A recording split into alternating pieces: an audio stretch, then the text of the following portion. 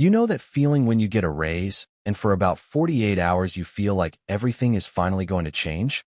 You do the math. An extra $400 a month. That is real money. And then 3 months later you check your bank account, and it looks exactly the same as before the raise. Same balance. Same anxiety. Same vague sense that you should be further along by now.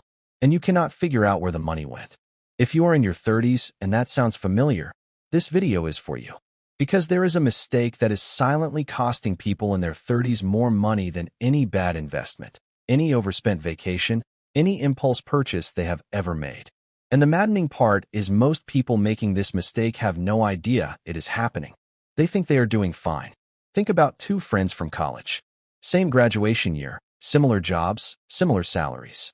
Friend A opened a Roth IRA at 26 and started putting in $300 a month without thinking much about it. Friend B kept meaning to, but life kept getting in the way. New city, new relationship, new apartment. Now they are both 37. Friend A has around $60,000 invested that they have barely thought about. In 30 years, that's $60,000, without another single contribution, grows to over $600,000 at 8%.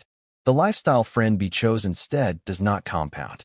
My name is Nick, and I spend way too much time thinking about money and why smart, hardworking people in their 30s keep ending up financially stuck despite doing almost everything right. Hit that subscribe button if you want the honest version of personal finance. No gurus, no fluff, just the real numbers. Now, before I tell you what the biggest mistake is, let me tell you what it is not. It is not failing to budget. It is not dining out too much. It is not credit card debt. Those things matter, but none of them will quietly cost you hundreds of thousands of dollars without you ever feeling the exact moment it happened. The biggest financial mistake people make in their 30s is waiting. Waiting to start investing seriously. Waiting until things feel more stable. Waiting until the car is paid off, the kids are older, the budget is tighter. Just waiting. And the reason this is so catastrophically expensive comes down to one number. Imagine two people. Alex starts investing $500 a month at 25. Jordan starts the exact same $500 a month at 35. Same amount. Same index fund. Same 8% return. Same discipline. Here is what happens at 65. Alex ends up with $1,746,000. Jordan ends up with $745,000. Same investment. Same effort. $1 million difference. Just because Alex started 10 years earlier. That is the cost of waiting through your 30s. Not $10,000. Not $50,000. $1 million. And here is what makes this really uncomfortable. Jordan did not waste that decade. Jordan was working, paying bills, raising kids, trying to get ahead. Jordan was doing what most people do, treating serious investing as something that starts once everything else is sorted out. That completely understandable delay cost Jordan $1 million, and there was no single moment where it felt like a decision. Now you might be thinking, I am already in my 30s, is it too late? Absolutely not. The math still works dramatically in your favor right now, but it works less dramatically every single year you wait. Every month you delay is compounding against you instead of for you. So why does this keep happening? Why do intelligent people who know investing matters keep putting it off? It comes down to 3 psychological traps. The first trap is lifestyle inflation. You get a raise and your spending rises to match it. You move to a nicer apartment, get a newer car, add more subscriptions. This is so normal that most people never notice it in real time. If every raise you have ever gotten was absorbed entirely by an upgraded lifestyle, your savings rate has not improved at all. You are just running on a more expensive treadmill at the same speed. The second trap is future self-disconnect. Your 65-year-old self is basically a stranger to your brain right now. You can imagine them, but you do not feel their problems the way you feel your problems today. This is why saying I will start next year feels so easy. Your current self feels the sacrifice of investing $500 a month immediately and concretely. Your future self's $1 million benefit feels abstract. So your brain does what it always does. It prioritizes the present. The consequences do not show up until it is too late to reverse them. The third trap is the stability illusion. Your 30s are the decade when most people feel almost stable, almost ready. There is always one more thing to sort out first. Pay off the car. Get through this busy season. Wait until the kids start school. The stability you are waiting for is a horizon that keeps moving. It never announces itself. And while you wait for it, the most powerful investing years of your life pass quietly. Here is the number that makes this concrete. A dollar invested at 32 has 33 years to compound by retirement at 65. That same dollar invested at 42 has only 23 years. At 8%, the 32-year-old dollar grows to about $12. The 42-year-old dollar grows to about $5.40.